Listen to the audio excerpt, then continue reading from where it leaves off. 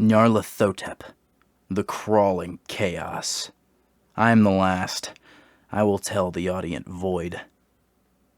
I do not recall distinctly when it began, but it was months ago. The general tension was horrible.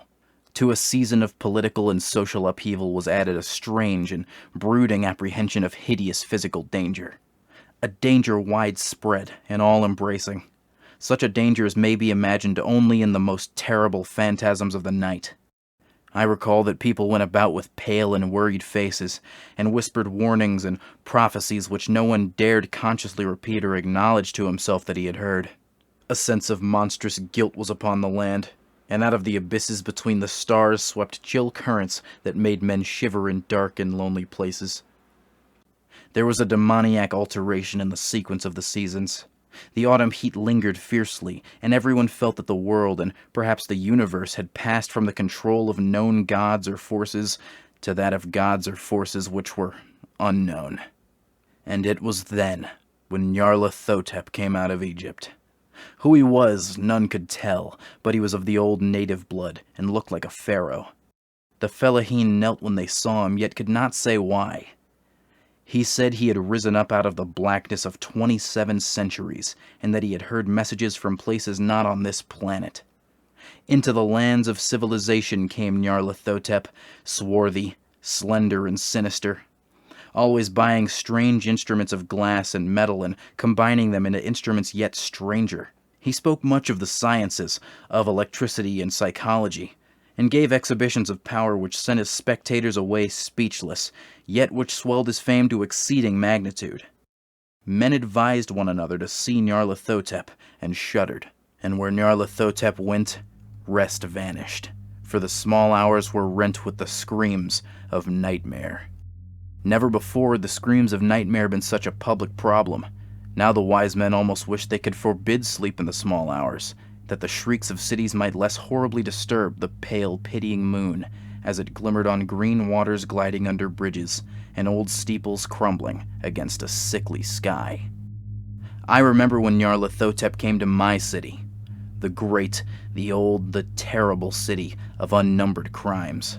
My friend had told me of him, and of the impelling fascination and allurement of his revelations, and I burned with eagerness to explore his uttermost mysteries. My friend said they were horrible and impressive beyond my most fevered imaginings, that what was thrown on a screen in the darkened room prophesied things none but Nyarlathotep dared prophesy, and that in the sputter of his sparks there was taken from men that which had never been taken before, yet which shewed only in the eyes. And I heard it hinted abroad that those who knew Nyarlathotep looked on sights which others saw not. It was in the hot autumn that I went through the night with the restless crowds to see Nyarlathotep, through the stifling night and up the endless stairs into the choking room.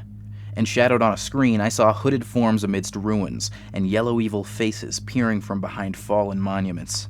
And I saw the world battling against blackness, against the waves of destruction from ultimate space, whirling, churning, struggling around the dimming, cooling sun.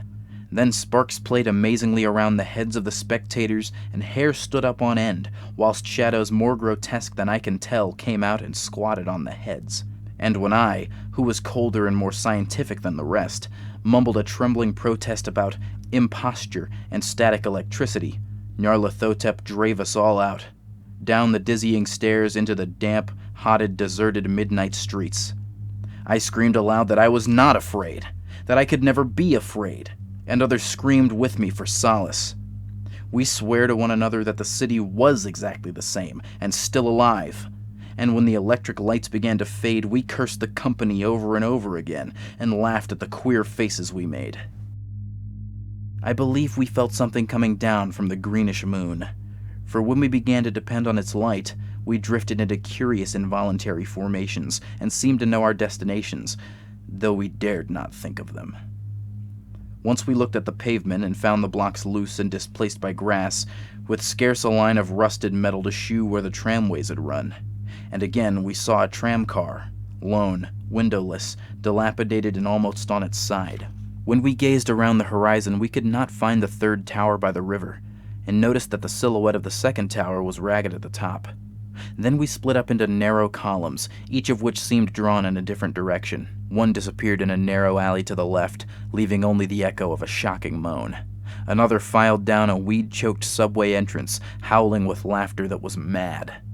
My own column was sucked toward the open country, and presently felt a chill which was not of the hot autumn. For as we stalked out on the dark moor, we beheld around us the hellish moon glitter of evil snows.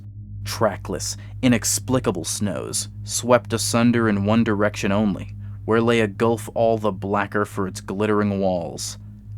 The column seemed very thin indeed as we plodded dreamily into the gulf. I lingered behind, for the black rift in the green-litten snow was frightful, and I thought I had heard the reverberations of a disquieting wail as my companions vanished, but my power to linger was slight.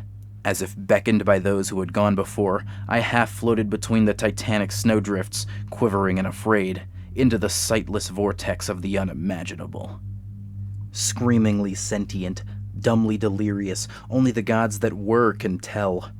A sickened, sensitive shadow writhing in hands that are not hands, and whirled blindly past ghastly midnights of rotting creation, corpses of dead worlds with sores that were cities, charnel winds that brush the pallid stars and make them flicker low. Beyond the worlds, vague ghosts of monstrous things, half-seen columns of unsanctified temples that rest on nameless rocks beneath space and reach up to dizzy vacua above spheres of light and darkness. And through this revolting graveyard of the universe, the muffled, maddening beating of drums and thin, monotonous whine of blasphemous flutes from inconceivable, unlightened chambers beyond time.